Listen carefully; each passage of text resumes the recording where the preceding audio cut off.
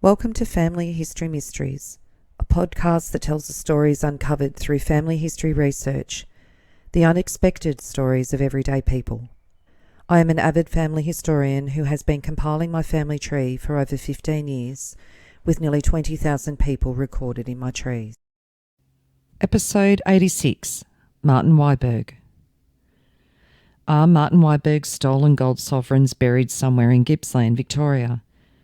The tale of Martin Weiberg has intrigued historians and Gippslanders. Martin was a ship's carpenter aboard the SS Avoca, which was a vessel under the P&O Company. In 1877, he managed to steal 5,000 gold sovereigns that would be worth millions of dollars today.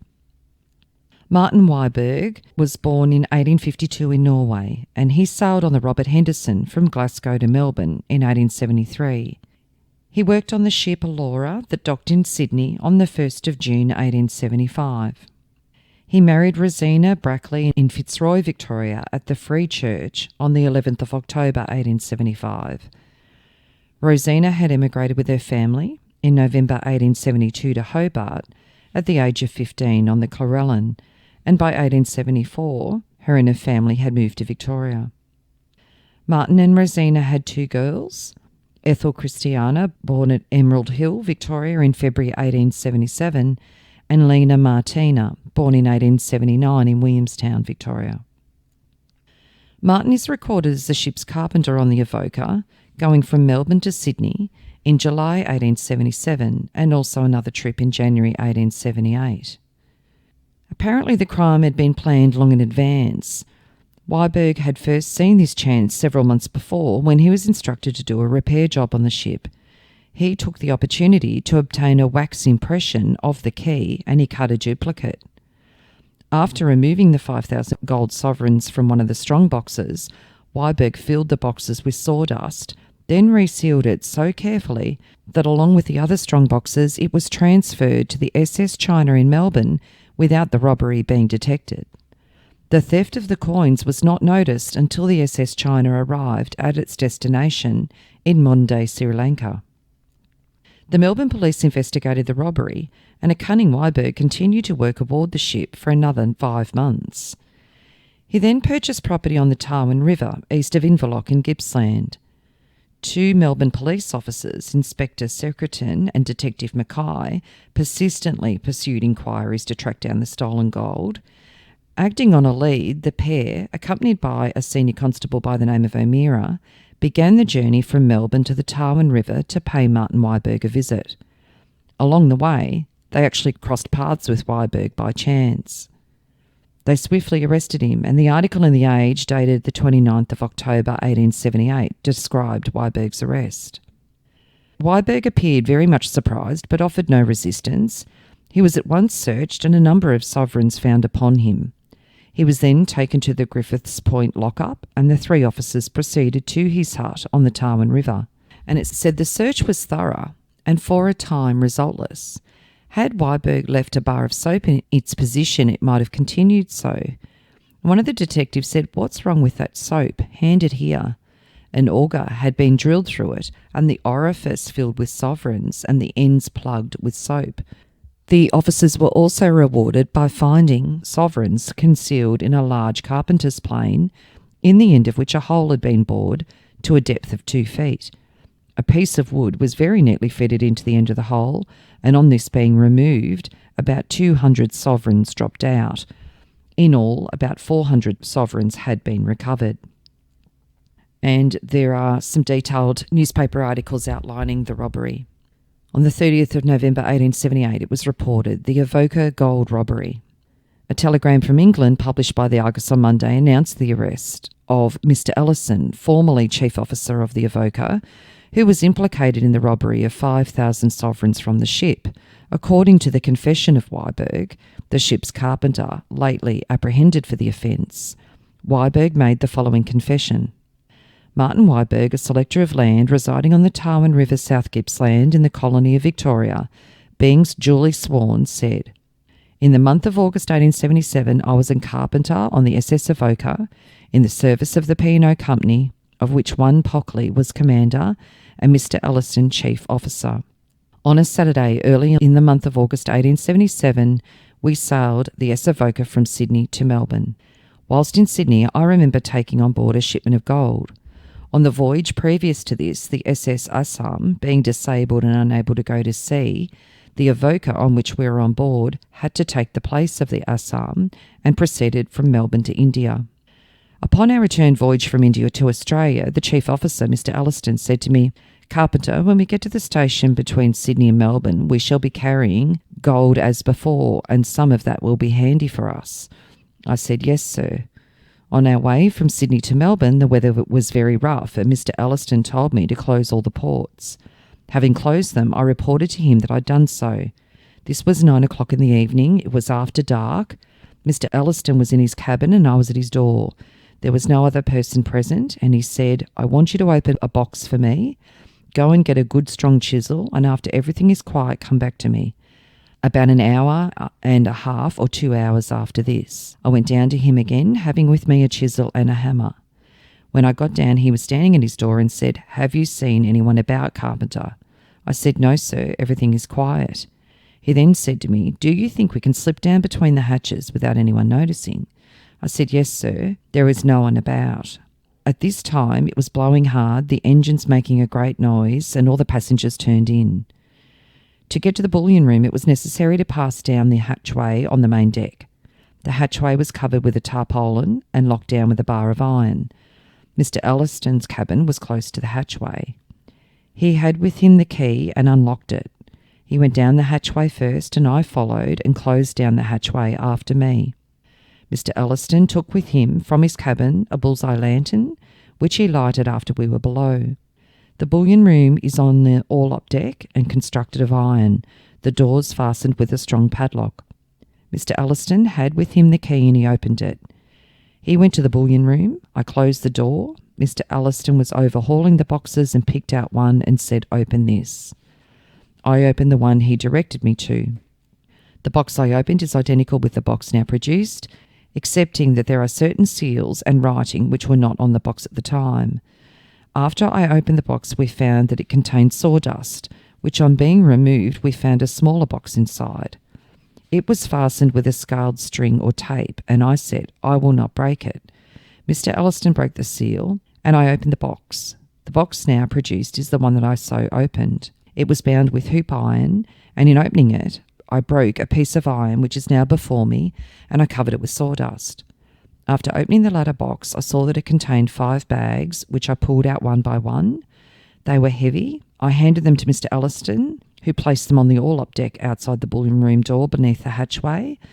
I was closing up the boxes again, and when I commenced hammering, Mr. Alliston said, "Hold on, it's making too much noise. It will do in the morning." I stopped. He said, "You had better do it when I come on watch at 4 o'clock in the morning." Mr. Alliston then locked up the bullion room and told me to go and see if there was anyone about the deck. I came up and said, "It's all right, there is nobody about." He then handed me up the 5 bags that we had taken from the boxes and told me to put them inside his cabin door, which I did.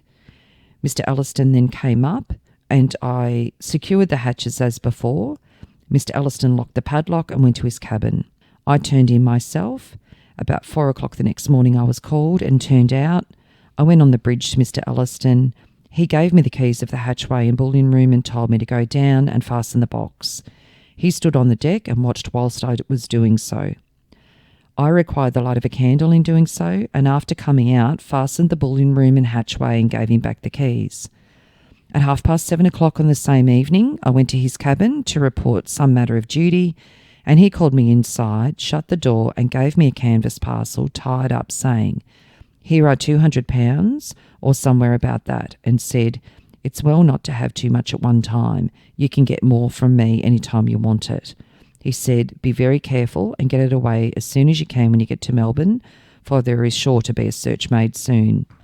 Upon arrival at the port of Melbourne, the Avoca remained and transshipped the cargo and bullion into the China for India. Mr. Alliston and myself remained with the Avoca in port. After the SS China had left, and while the Avoca was lying at the pier in the bay, 2 Lascar seamen named Pompey, a cabin boy, and Punte, a chief officer surgeon of the Avoca, carried a black box on shore that belonged to Mr. Alliston, and he followed them with it. This was about 4 or 5 o'clock in the afternoon, and he did not return to the vessel until the following morning. We remained by the Avoca for some 3 or 4 weeks until the news of the robbery was telegraphed from India. The detective police came on board in Hobson's Bay, and Mr. Alliston directed me to take a message to the blacksmith. When I went forward, he followed me and said, "I told you this would come about. Have you got anything in your cabin?" I said, "No, sir, it is away, all secure." He was shortly afterwards discharged. I remained on board 2 or 3 months and got my discharge in consequence of not agreeing with the new chief officer, the new captain saying he would not keep me any longer. The discharge had nothing to do with the loss of the sovereigns. I have not seen or heard anything of Mr. Alliston since I left the Avoca. The canvas parcel he gave me contained sovereigns, as near as I can tell, to about 200.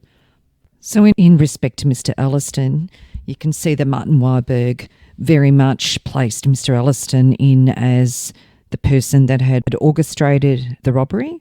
Mr. Alliston was sent for in England, and there was discussion about whether he was going to appear in court, and the following was given. Mr. Alliston had been for some years in the service of the Peninsular and Oriental Company without a blemish on his character. He had come to England to recruit his health on leave of absence granted by his employers. On arriving in England, he went to his native town of Ipswich, where he was well known and respected, and where, at the time of his arrest, was a candidate for the office of Chief Constable. It was but fair to state that the only evidence against Mr. Alliston was the statement of Martin Weiberg, who had been formerly in his employ on another vessel, and who, having been dismissed by Mr. Alliston, was naturally smarting under the imputations made upon him, and had probably trumped up the story of the master's complicity in a spirit of revenge. Mr. Vaughan said he'd read the depositions, and no doubt the evidence against Alliston rested almost exclusively on the statement of Weiberg. Under the circumstances, we had only to order the discharge of Alliston, the prisoner. So, in other words, they discounted Alliston's involvement, and interesting that on Alliston's account, he was the one that actually dismissed Weiberg. Weiberg claimed in his statement that it was after Alliston had left, and it was the new officer of the ship that had actually discharged him, so that doesn't seem to have been the case. Weiberg spent about 6 weeks in custody and returned to the Tarwin River to show police where the rest of the gold sovereigns were hidden. During the search, Weiberg punched one of the officers in the stomach and ran away into nearby bushes. He managed to evade police capture for 5 more months. On the 21st of December 1878, in the Police Gazette, the description of Weiberg was a Swede, ship's carpenter, 30 years of age, 5'7" or 8", fair hair, whiskers and moustache, M.W. in blue ink between the thumb and the forefinger of the left hand, short-sighted, dressed in blue coat and grey tweed trousers and vest. And on the 10th of January 1879, escaped prisoner, £50 reward. On the morning of the 20th day of December last, a prisoner named Martin Weiberg escaped from the custody of police at Tarwin River, Gippsland, and the Inspector Secretan of the Police Force offers a reward of £20 for the arrest of Martin Weiberg. Notice is hereby given that a reward of £30, supplemented to that offered by Mr. Secretan, will be paid by the government for such information that will lead to the apprehension of the said Martin Weiberg. And it detailed in the Police Gazette, Martin Weiberg was arrested by Detective Edelston and Mounted Constable Taylor at Cape Patterson. And there was a detailed article outlining the recapture of Martin Weiberg. The intelligence published in the Argus yesterday that Martin Weiberg, the Avoca gold robber, has been recaptured in Gippsland occasioned not a little excitement, and his arrival in Melbourne was looked forward to with interest. It was stated that he would be brought to town by the Hastings coach, which was due at 3:30.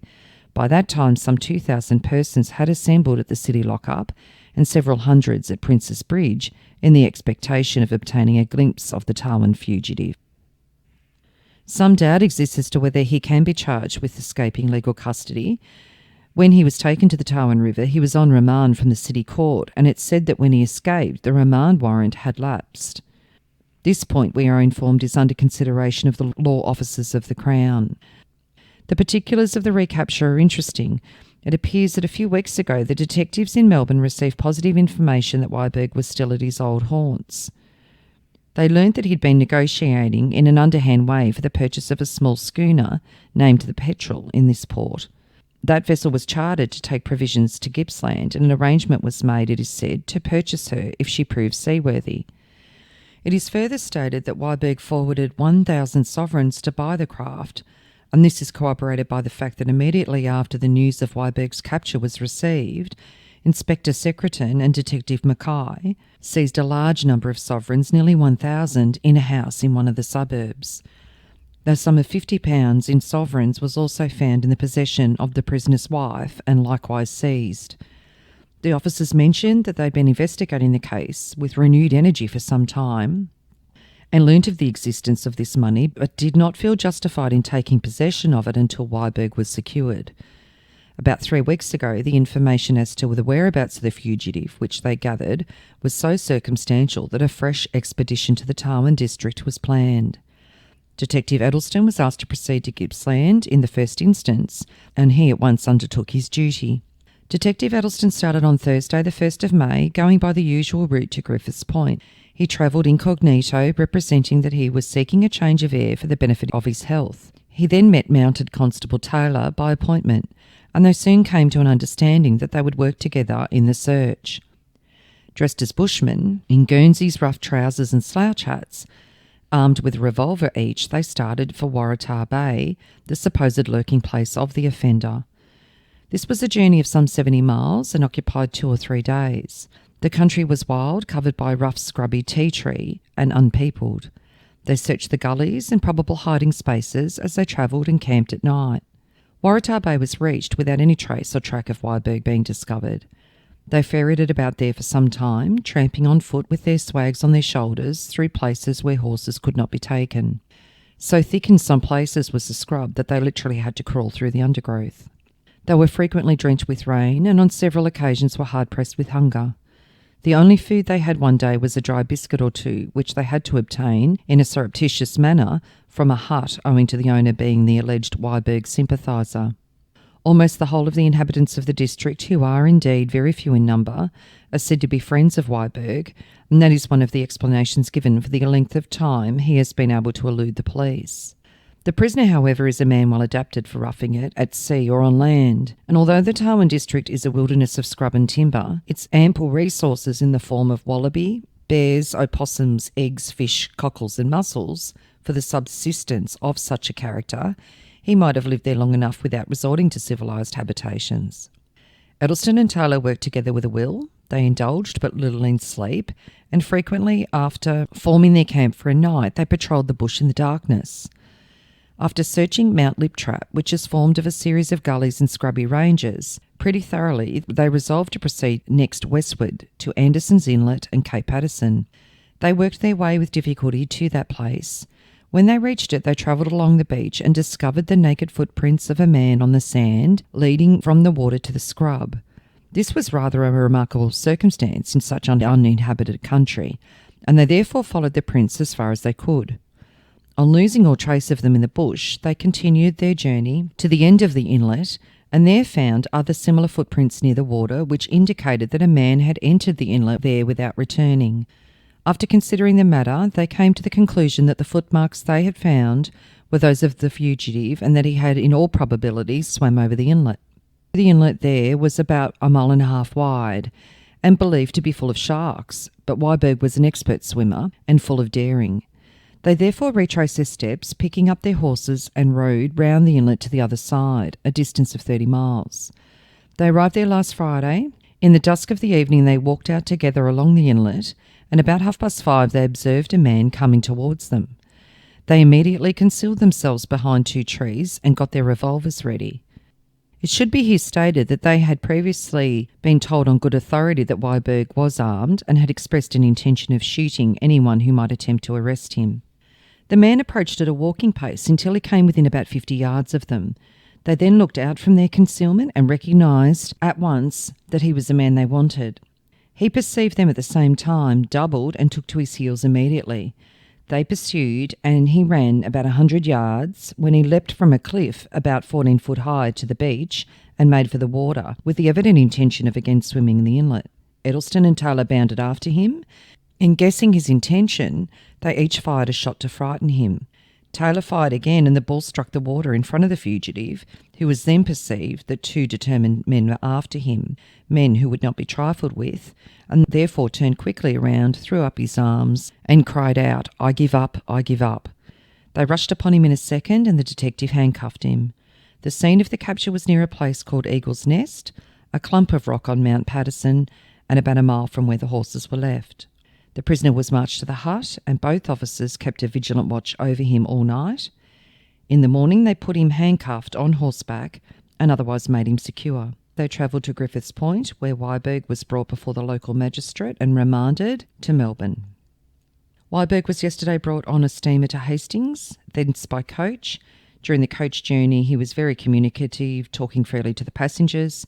It appeared from what he said that he had spent his period of freedom in the Waratah Bay district, within a radius of 50 miles around it, and he had been more than once to Bairnsdale. He also stated that he was one day hunted up by a police party, consisting of Senior Constable Connor, Constable Cleary and a black tracker in Mount Liptrap. The black tracker discovered his trail and followed it up until he started him. Weiberg ran and was pursued. Desiring to have an opportunity of knocking the blackfellow down and appropriating his revolver, he hung back a little, but eventually, seeing that he could not get a safe opportunity of doing so, he put on a spurt, bounded down a gully, which he felt sure was too steep for his pursuers. He admitted that he was on the outlook for a chance of escaping from Edelstone and Taylor, but that no opportunity was given. With regard to his first escape, he affirms that none of the detectives concerned allowed him to escape from any mercenary motives. The blow he gave Marnie, he says, delivered on an empty stomach, but it was not so severe as to seriously injure the officer, except for the time being. He evidently thinks himself a very clever fellow. He talks, for instance, about the Melbourne jail or Pentridge not being strong enough to hold him for a long period, and takes pride in telling that when he travelled along the coast, he always walked when the tide was back and below high water mark, so that his footprints might be obliterated by the succeeding tide. There is no doubt, however, that for his successful evasion of the police for so long a time, he has to thank persons in the district who sympathised with him, gave him food and otherwise assisted him. His physical condition is about the same as when he escaped, but when arrested he was clad very shabbily. The only article found in his possession was a bag, and it was supposed that he was going with it to some friendly place for a supply of provisions. And the details of Weiberg's court case. At the City Police Court this morning, Martin Weiberg and Joseph Pearce were charged with stealing 5,000 sovereigns from the SS Avoca in August 1878, the latter being accessory to the fact. Weiberg was brought up on the original warrant issued against him for the larceny of gold in August 1878, and the warrant for the arrest of Pearce stated that between the 1st day of January 1879 and the 16th of May 1879 at Waratah Bay, feloniously did receive, harbour and maintain Martin Weiberg, and Pearce, well knowing the said Martin Weiberg to have so done and committed the said felony. Both prisoners appeared to regard the proceedings being taken against them with a solid indifference, apparently paying no attention whatever to what was going on. Pearce is a man slightly under medium height, of straight build and muscular frame. He's 38, but looks much older, being careworn and haggard, apparently from the anxiety he has suffered in the matter. Pearce was allowed to go out on bail, but he had a surety of £1,000 attached to him. And on the 25th of July 1879, the trial of Martin Weiberg and Joseph Pearce was brought to a close. The Chief Justice summed up and spoke at length. The jury retired after nearly an hour, returning a verdict against Martin Weiberg of not guilty on the first count, but guilty on the second, and found the same against Pearce. Passing judgment, His Honour dwelt on the enormity of the crime that Weiberg had committed, but was willing to be more lenient with Pearce. The judgment was that Martin Weiberg be sentenced to 5 years on the roads of the colony and Pearce to 12 months. Martin Weiberg, whilst in jail, conducted himself in a most exemplary manner, and in consequence he had a portion of his sentence remitted. So instead of 5 years, he served 3 years and 10 months, and he was released from custody in mid-August 1882. And some recollections from the case that came out years later said that Martin Weiberg was an ingenious and clever man, but not clever enough to keep his own counsel. A marital quarrel led to his secret being blown upon. So it says that the informants apparently were no less than Weiberg's father-in-law and mother-in-law, whom Weiberg had quarrelled with because of their drunken habits. They had lived with Weiberg for some time, but he could bear with them no longer, and there was a conflict that arose between them. There have been conflicting reports as to what became of Weiberg. So at length it was reported that Weiberg had been drowned whilst boating, and his boat was found bottom up, but his body was never recovered. And most people believed that he had drowned. However, a Danish gentleman who had been a resident of Melbourne for 25 years returned from Denmark, and in conversation with a Herald representative, he said that he had seen Weiberg alive and well in Sweden. He said, "My wife and I were travelling through Sweden and Norway on a pleasure excursion when one evening we stopped at a hotel. When I saw our landlord, I at once recognised him as Martin Weiberg, whom I had seen in the dock at the Melbourne Criminal Sessions. He had altered somewhat, grown stouter, and was almost stone deaf. Of course, he did not know who we were or where we came from, and I did not enlighten him for some time. Over a glass of wine, he became very communicative and soon began to talk about Australia, Melbourne, and Gippsland. He said that he lost his hearing through exposure in an open boat off the coast of Victoria. After drawing him out in this way for half an hour, I casually mentioned that I just left Melbourne, where I'd been a resident for over 20 years. You should have seen the change that came over Weiberg when I spoke. In a couple of minutes, he made some excuse and left the room, and although we stayed for 2 days longer at the hotel, neither my wife nor I saw him afterwards. Weiberg has been the licensee of the place for years, I was told. He's married again and is evidently doing a good business in a quiet way." The chief of the department, in response, is sceptical of the fact related by the returned traveller, who he thinks must have been mistaken. If so, it is remarkable that the Swedish publican was so intimately acquainted with Melbourne and Gippsland, that province, as is well known, being Weiberg's favourite haunt. Mr. Brown further states that one of his men is prepared to swear that he saw the real Weiberg at a sale in Melbourne a short time ago. So apparently once he was released from jail, Weiberg travelled to Hobart and purchased a yacht. And he sailed the yacht back to Waratah Bay, parked the yacht and rowed a small boat to shore to collect supplies. But when he tried to row back to the yacht, the weather turned bad and his small boat was found washed ashore the next day. So Weiberg was presumed to have drowned, his body never being found. However, an article that was dated on the 19th of October 1883 suggests that Weiberg may have found refuge on one of the Great Glenny Islands. The police searched the beach for 20 miles and found no trace of the body. It's since been reported by people at Waratah Bay that lights were seen on one of the Glenny Islands on Sunday night last. It may be possible that Weiberg is on the island. So maybe Weiberg retrieved stolen sovereigns and he escaped to a new life in Europe. Or is the gold still buried in Gippsland? There's certainly many, many sovereigns that have been unaccounted for. It was a really interesting story and it didn't receive the coverage that it normally would have because Ned Kelly was on the run at that time in 1878 and Ned had shot at police officers at that time, so that very much took over the coverage. Martin Weiberg was tucked away in the second or third pages of newspapers at the time. In 1904, an article in the newspaper titled "Hidden Sovereigns, £75 in a log. Sensational robbery recalled at Inverloch Thursday." Report that a resident of this district discovered, on chopping up an old tree log for firewood, a neatly arranged parcel concealed in a hollow cove of 75 sovereigns. The find is supposed to have been connected with a sensational robbery on the RMS Avoca, and it seems to confirm the general belief that there are hidden away here and throughout the neighbourhood other small parcels. In 1936, there was an article that was recalling Weiberg's crime, "The Man Who Had Too Much Money, an Australian Crime." Martin Weiberg deserves a niche in a high place. He is the man who suffered from too much money. Till Martin became possessed of wealth, he was happy as the average of mankind. But from the moment in August 1877, when he closed in on 5,000 gold sovereigns, Martin Weiberg never knew a peaceful moment.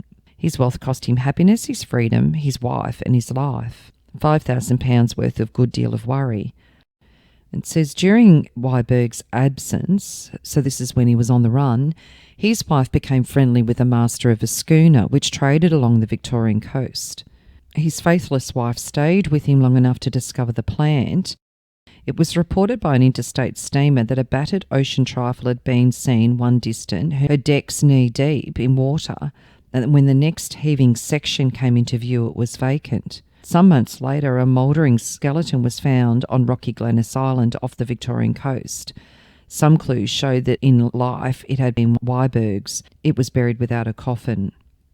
And in 1941, an article titled Gold Thief's Fate.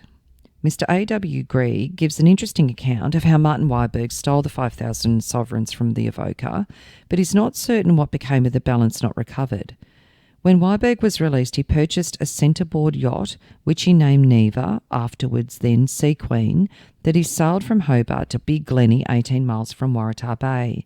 Leaving his brother in charge, he sailed a small dinghy to Waratah Bay. He left again to return to his yacht, but the dinghy capsized, and although Weiberg was a strong swimmer, was drowned. He was probably weighed down with some of the gold. As he was intoxicated when he left, he may have become careless. His brothers sold the yacht in Melbourne, returned to Waratah Bay and searched for some time until he was killed falling off a cliff. And then in 1938, buried treasure of Inverloch.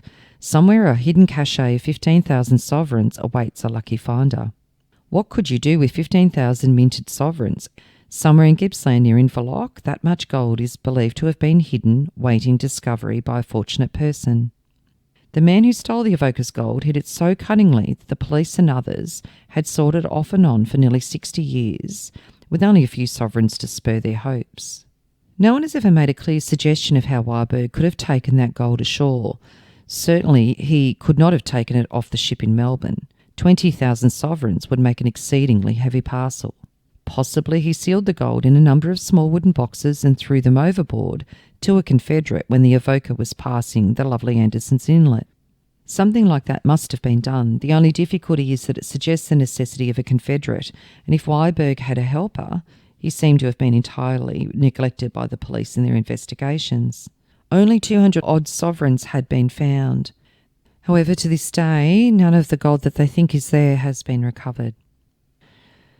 What became of Martin Weiberg's family?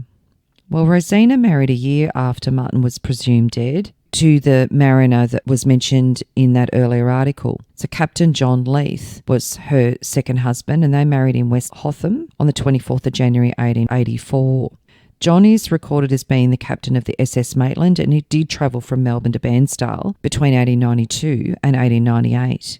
John was 14 years older than Rosina, and they had 2 sons, with one surviving infancy. And in 1883, there was a small article that says, "The fate of Martin Weiberg. It is now a certainty that Weiberg's been drowned. He left Waratah in a dinghy on Saturday, and he was the worse for drink. The oilskin coat and other things picked up on the beach are known to have been his." On the arrival of the steamer Gazelle, Captain Leith reported having boarded the cutter Ocean, lying at the Glennies, and found Weiberg's brother alone, in charge, waiting anxiously for Weiberg's return.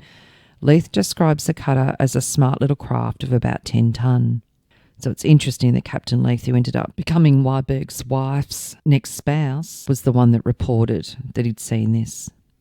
So John Leith is also recorded as being a publican of the Junction Hotel in Oakley in 1903, and John died in 1908.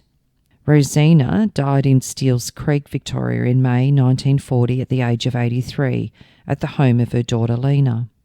Martin and Rosina's first child, Ethel Christiana, married Peter Pesha in March 1902 in Ararat, Victoria. They had 3 daughters. However, Ethel Christiana was known as Rosalie Matilda, and they lived in Inverloch in 1915. She listed her parents as Samuel and Annie when she died in 1942 in East Melbourne. Family trees have a Rosalie Matilda Laycock being born to Samuel Isaac Laycock and Annie Borthistle, who'd married in 1870. Samuel Laycock was actually the first person to occupy land in what is now the township of Inverloch.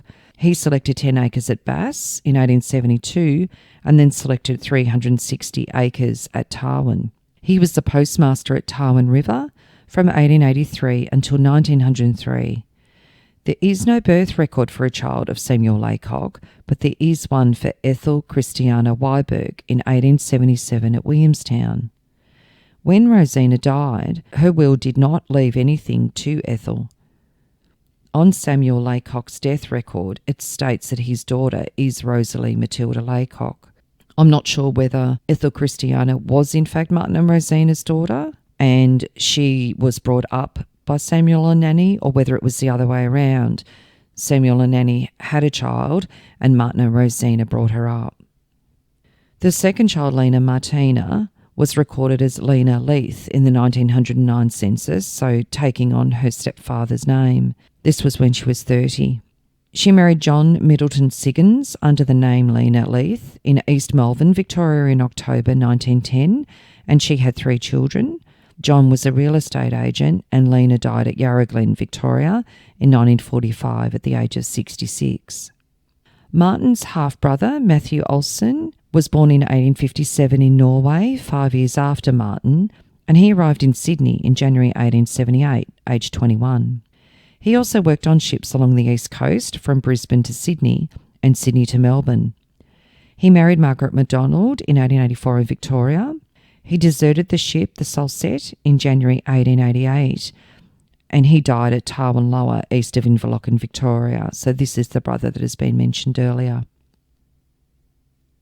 So the very interesting story, and it seems the jury's out as to what became the fate of Martin Weiberg, whether he did indeed drown or did he escape and decide that he was going to live over in Europe. If you are interested in sharing your story on my podcast Family History Mysteries, please go to my Facebook page and send me a message. If you would like some assistance in filling in the gaps in your family tree to see what mysteries you solve, please get in touch. And don't forget you can have early access to episodes by subscribing, and you'll also gain access to bonus episodes.